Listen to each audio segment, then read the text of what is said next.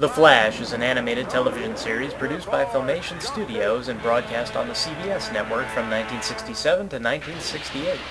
The Flash segments would air among a rotation of various DC superheroes as part of the Superman-Aquaman Hour of Adventure.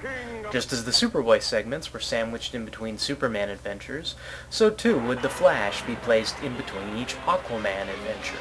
Each episode would feature the Flash, the fastest man alive, along with his teenage sidekick, Kid Flash, keeping the citizens of Central City safe from gigantic ants, mechanical monstrosities, and alien speedsters from other worlds. Let's get him! In this animated series, the true identity of the Flash is that of forensic police scientist Barry Allen.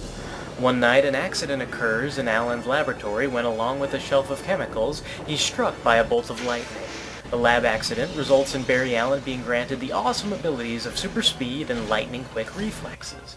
Barry Allen would then don his red costume with a lightning bolt by way of a special ring that compresses and releases the costume whenever the Flash was needed to protect his hometown of Central City. In his laboratory workshop on the outskirts of Central City, The Barry Allen Flash was created in 1956 by Robert Kanigher, John Broome, and Carmen Infantino, appearing within issue 4 of DC Comics' comic book title, Showcase. This landmark comic book is widely known for being considered the start of the Silver Age of comic books. In fact, The Flash, along with every other hero DC Comics had at the time, save Superman, Batman, and Wonder Woman, were reinvented during this time period. Prior to the Silver Age of comics, The Flash, during the Golden Age of comics, was college football star Jay Garrick of Keystone City, who first appears in Flash Comics #1 in 1940. And that, sir, is a wrap. In 1961, the two characters would eventually meet and lay the groundwork for DC's multiverse in the pages of The Flash 123.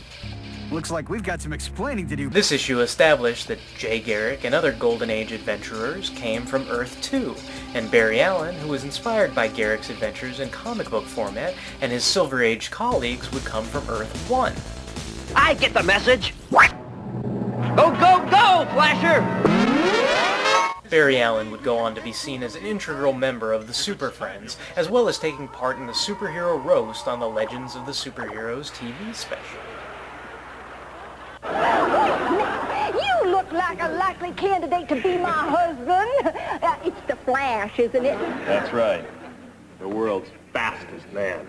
Pass. Plus, he would receive his very own live-action television series on CBS in 1990, where he would fight against his evil double, Pollux, who has more than a passing resemblance to the Filmation series villain, Blue Bolt. Stay away from me. oh, better hit the road! Now we've got him! Yes. He can't make any detours out here. Not to mention fighting against the Weather Wizard in the unaired Justice League of America TV pilot, facing the villainous Mirror Master in The Batman, and last but not least, emerging as one of the primary characters in the direct-to-video feature Justice League: The New Frontier. Piece of cake. Barry Allen's sidekick, Kid Flash, otherwise known as Wally West, was actually the nephew of Allen's wife, Iris. But I wanted to tell you how much I miss you. You have no idea. On a tour of the police precinct, the very same accident that gave Allen his speedster abilities was duplicated, resulting in Wally being granted the same gifts.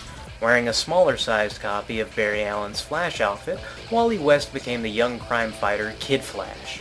Wally West was created by John Broome and Carmen Infantino, first appearing within the pages of The Flash 110 in 1959.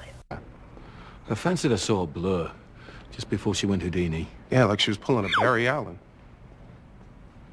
Jay Garrick, Wally, like she was moving really fast. About 4 years later, in The Flash 135, Wally's costume was altered to be more distinctive from Barry's. Besides his appearances in the Filmation series, Kid Flash can also be seen as a guest star on the Teen Titans episode Lightspeed.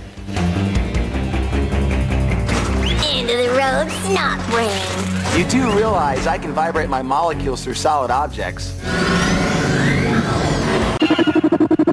The character of Barry Allen would go on to make the ultimate sacrifice in the series Crisis on Infinite Earths, paving the way for Wally West to take up the mantle of the Flash himself and serve as Barry's successor. Hold on a second here. What about the whole secret identity thing? I mean, I trust you guys, but I'm not sure I'm ready to... Wally West, Clark Kent, Bruce Wayne. Show off. Red hair. It suits you. On my final note, I'd just like to say that when looking towards the future in regards to a possible feature film involving The Flash, I was disheartened to learn that David Goyer's script got passed on. It sounded like it had the potential to be very cool.